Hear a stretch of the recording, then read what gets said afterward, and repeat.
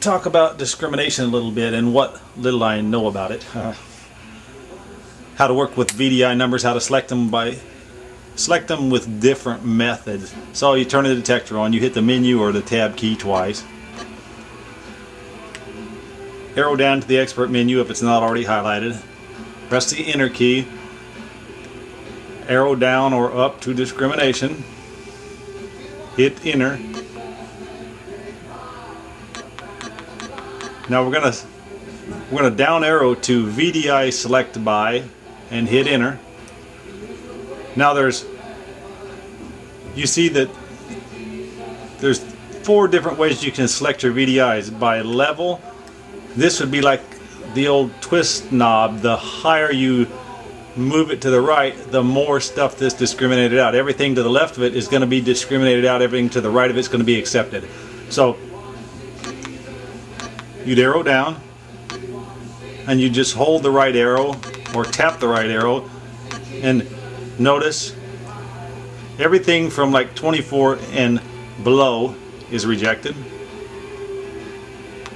Everything plus 0 and below is rejected. So everything to the left is rejected, everything to the right is accepted. You can also hit the enter key and the right arrow key, and that'll jump it up to 70. Enter key, left arrow key brings it back over to the left real quick. So that's one way of doing it. You can just adjust it just like it was a knob. The higher you go, the more that gets discriminated out. There's no notch or anything. Next way, we'll arrow down to icon where it's highlighted, hit enter, arrow down again, edit. Here you can accept or reject icons. Like if you wanted to get rid of quarters, I don't know why you would, but you'd highlight quarter, hit enter. Then every V3i associated with quarter is now rejected. You hit enter to accept it again. Like if you're out hunting and see, like here, the nickels are accepted. So if we want to get rid, didn't want to get rid of nickels, want to get rid of them, hit enter. Now there's no X in it, so nickels or pull tabs or nothing is not selected. So if you just wanted to coin shoot, you could just go through here and just put an X in all the ones with coins in them, and then that'd be a quick way to just set up the detector for like coin hunting.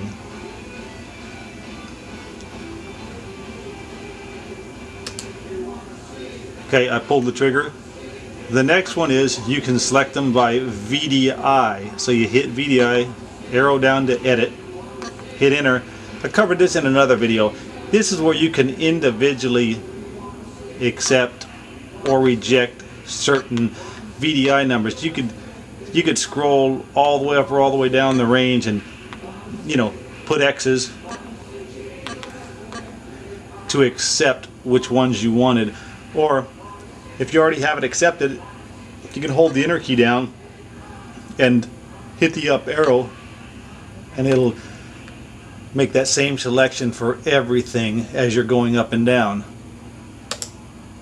So the last way that I know of is called graph. This is pretty cool. Highlight graph, hit enter, down arrow to edit. We're going to edit the graph. Now this is pretty cool here. Let's just say this is how you do this. It don't really matter what the numbers are. I get to say if I want to set up a notch, I'll do it over here in the iron range. Let's say I want to start at 30. So I put my little pointer where I want to start accepting targets. So I hit the up arrow key. That puts a little hump in there. That's saying okay, you're accepting minus 30.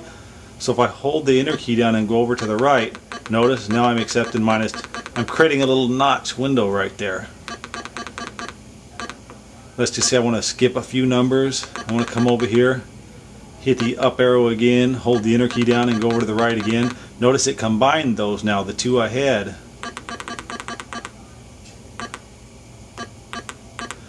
Now if I point to it, I want to expand it to the left, just point my arrow at it, hold the enter key down and hit the left arrow key. Now I got one real big notch. Let's say I want to close this notch up. Point to it. Notice that little bitty one under there too, signal. I think that means that I'm actually on the start of it.